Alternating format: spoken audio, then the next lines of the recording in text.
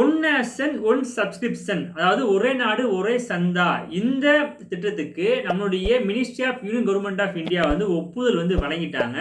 இந்த ஸ்கீம் வந்து யாருக்கு அப்படின்னு பார்த்தோம்னா, ஆராய்ச்சி படிப்பு மாணவர்கள், பிஹெச்டி படிக்கிறவங்க அண்டு ப்ரொஃபசர்ஸ், அதர்வைஸ் வந்து ரிசர்ச் இன்ஸ்டிடியூட்டுக்கு வந்து மிகப்பெரிய வரப்பிரசாதம் அப்படின்னு சொல்லலாம். ஒரே நாடு ஒரே சந்தாவை பற்றி வாங்க டீட்டெயிலாக வந்து பார்ப்போம். 2020ஆம் ஆண்டு நிலவரப்படி பார்த்தோம்னா, உலகத்திலேயே அதிகமான ஆய்வு இதழ்களை வெளியிடுறதுல இந்தியா 3வது இடத்துல இருக்கு. அதை மேம்படுத்தும் விதமா இந்த ஒரே நாடு ஒரே சந்தா திட்டம் வந்து அமலுக்கு வந்து வர இருக்கு. அது என்ன அப்படின்னு பார்த்தோம்னா, இப்போ ஆராய்ச்சி படிப்பு மாணவர்கள் அண்ட் ரிசர்ச் இன்ஸ்டிடியூஷன்ஸ் இந்த மாதிரி பல விஷயங்கள் இருக்கு பாத்தீங்களா, அவங்களுடைய கண்டுபிடிப்பை வந்து மேம்படுத்துவதற்கும் அதை நிரூபிப்பதற்கும் நிறைய இன்டர்நேஷனல் மேகசின்ஸ் அண்ட் தீசஸ் வந்து படிப்பாங்க. ரைட், இன்டர்நேஷனல் பப்ளிஷர்ஸ் வந்து வெவ்வேறு அமௌண்ட் வந்து வச்சு விற்பாங்க.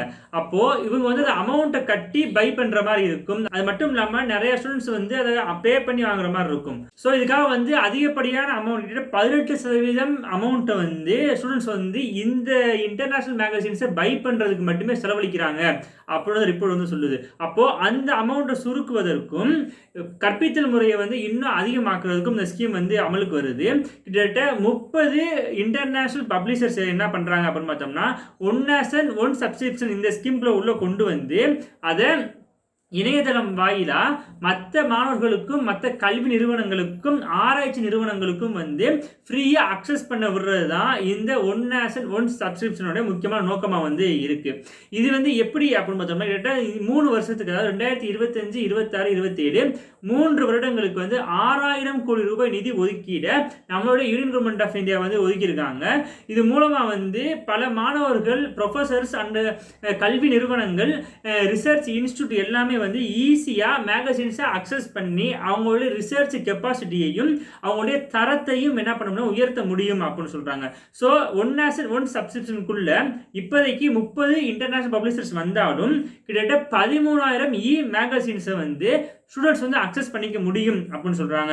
இது மூலமா 1.8 கோடி அளவிலான மாணவர்களும், ப்ரொஃபசர்ஸ் பிளஸ் ரிசர்ச் இன்ஸ்டிடியூஷன் மற்றும் கல்வி நிறுவனங்கள் வந்து இதை வந்து அக்சஸ் பண்ண போறாங்க. இது மூலமா 6300க்கும் மேற்பட்ட அரசு சார்ந்த கல்வி நிறுவனங்கள் வந்து மேலும் அவங்களுடைய ரிசர்ச் கெப்பாசிட்டி வந்து உயர்த்திக்க முடியும் அப்படின்னு சொல்றாங்க.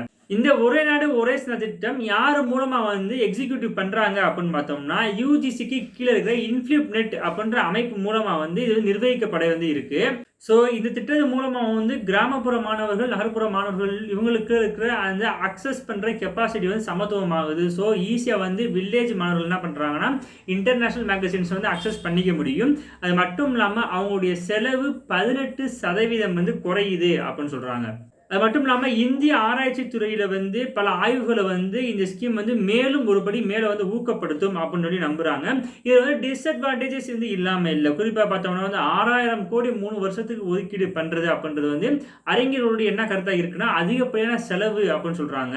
அது மட்டும் இல்லாமல் இது எல்லாமே வந்து மேகசின் அப்படிங்கிறதுனால நம்மளால் வந்து ஸ்டோர் பண்ணி வைக்க முடியும். இப்போ ஹார்ட் காப்பி அப்படின்னா அதை வந்து ஒரு ஸ்டோர் பண்ணி ஒரு பாக்ஸ்லேயே அழகாக சேவ் பண்ணி வச்சுக்கிட்டு நம்ம திரும்ப வந்து எடுத்து வந்து பார்க்க முடியும். பட் மேகசின் அப்படின்றப்போ சில இன்ஸ்டிடியூஷன் அல்லது சில கவர்மெண்ட் நீக்கினதா. இது ஒரு எக்ஸாம்பிள் 2023ஆம் வருஷம் ஜப்பானுடைய முக்கியமான ஒரு ஆய்வு கட்டுரையான டிஸ்கண்டினியூஷன் ஆஃப் ஹெட்ரோசைக்கிள் அப்படின்ற தீசஸ் வந்து காணாமையே போயிருச்சு அப்படின்னு சொல்றாங்க. ஸோ இது வந்து முக்கியமான டிஸ்அட்வான்டேஜ் வந்து பார்க்கப்படுது. அது மட்டும் இல்லாமல் இன்னும் 17,000 ஆய்வு கட்டுரைகளையும் ஈஸியா அணுக முடியாத சொல் வந்து இந்த இதனால வந்து இருக்கு. இன்னும் குறிப்பாக சொல்லணும்னா 30 இன்டர்நேஷனல் பப்ளிஷர்ஸ் தவிர்த்து மற்ற இன்டர்நேஷனல் பப்ளிஷர்ஸ் இருக்காங்க பார்த்தீங்களா, அவங்களுடைய மேகசின்ஸை வந்து நம்ம வந்து அமௌண்ட் கொடுத்து பை பண்ணுற மாதிரி தான் வந்து இருக்கும். ஸோ இந்த மாதிரி முக்கியமான தீசஸ் வந்து இணையதளத்திலேருந்து காணாமல் போயிட்டா அதை வந்து திரும்பி எப்படி ரெக்கவர் பண்ணுறது அப்படின்ற அவேர்னஸ் வந்து கண்டிப்பாக வேணும் அப்படின்றது கல்வியாளர்களுடைய கருத்தாக வந்து இருக்கு. ஸோ குறிப்பாக பார்த்தோம்னா இந்த ஒன் நேஷன் ஒன் சப்ஸ்கிரிப்ஷன் ஒரு நல்ல ஒரு ஸ்கீம் சொல்லலாம். ஸோ அதுவும் மாணவர்களுக்கு மத்தியில் வந்து ரொம்ப முக்கியமான ஒரு ஸ்கீம். பட் இது வந்து அரசு வந்து எந்த அளவுக்கு செயல்படுத்துதுன்றதை பொறுத்து வந்து அது இன்னும் வந்து ரொம்ப ஒரு முக்கியமான ஒரு பங்காக வந்து மாறும். ஸோ உங்களுக்கு நம்ம சேனல் கண்டிப்பாக யூஸ்ஃபுல்லாக இருக்கும். ஸோ சப்ஸ்கிரைப் பண்ணி வச்சுக்கோங்க. மேலும் பல தகவல் தெரிஞ்சதுக்கு நம்மளுடைய சேனலை வந்து எப்பயுமே ஃபாலோ பண்ணிக்கிட்டே இருங்க. நிறைய விஷயங்கள் வந்து நம்ம வந்து போட்டுகிட்டே இருப்போம். நன்றி.